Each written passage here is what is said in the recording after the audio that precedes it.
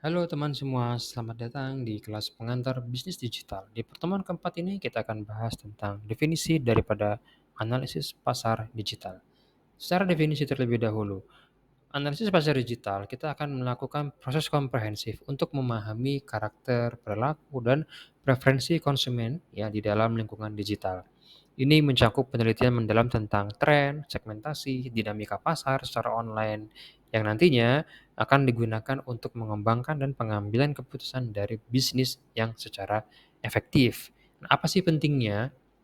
Pentingnya di sini adalah kita bisa mengetahui landscape dari kompetitif kita atau kita bisa melihat dari bagaimana pesaing kita dalam mereka memenuhi kebutuhan konsumen mereka atau calon konsumen mereka yang saat ini sedang berada di perusahaan atau menjadi konsumen dari perusahaan kita.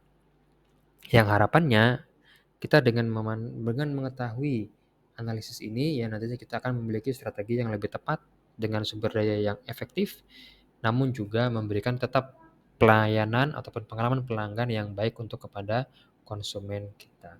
Dan komponen utamanya adalah di sini nanti kita bisa melihat secara demografis, kita juga bisa melihat dari segi usia, pekerjaan mereka, lokasi, penghasilan. Berikutnya juga kita bisa melihat dari bagaimana perilaku konsumen kita, apakah mereka senang berinteraksi ataupun berbelanja secara online, apakah mereka senang menggunakan pembayaran dengan fintech, OVO, Dana, GoPay, atau mereka akan senang hanya dengan membayar menggunakan virtual account atau dengan cara transfer, atau bahkan mungkin mereka lebih senang dengan pembayaran secara COD. Untuk analisa berikutnya, kita bisa menganalisa dari para pesaing kita. Ya, jadi bagaimana mereka dalam menyediakan konten yang sesuai dengan produk mereka, bagaimana mereka melihat celah ya yang mungkin ditimbulkan daripada kompetitor kita yang belum bisa mereka berikan ke layanan kita.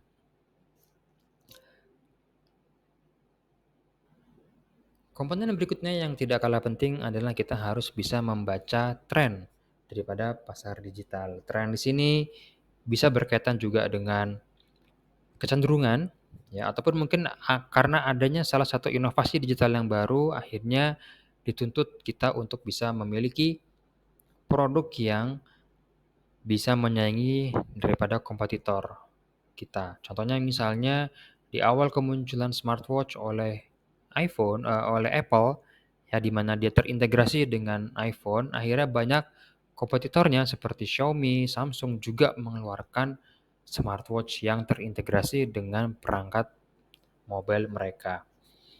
Dan ini penting untuk bisa kita mengetahui ini demi keberlanjutan daripada perusahaan yang kita miliki ya. Atau pada waktu itu di dunia makanan F&B ada tren semua makanan serba hitam menggunakan charcoal ya. Akhirnya banyak produk mulai dari roti, burger, pizza sampai kepada mie yang dijual itu mengandung charcoal atau menjadi warnanya hitam. Dan ini pentingnya kita melakukan analisis tren pasar digital sehingga kita sebagai perusahaan yang sudah menerapkan teknologi bisa memiliki keberlanjutan usaha dan tidak tergerus oleh persaingan pasar.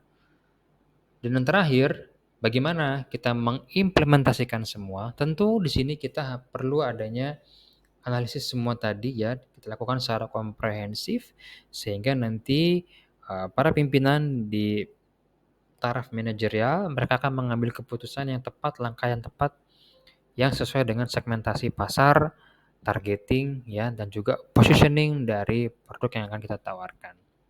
Demikian untuk kelas pengantar bisnis digital kali ini ya untuk pertemuan keempat tentang analisis pasar digital. Semoga bermanfaat. Sampai ketemu di pertemuan berikutnya. Terima kasih.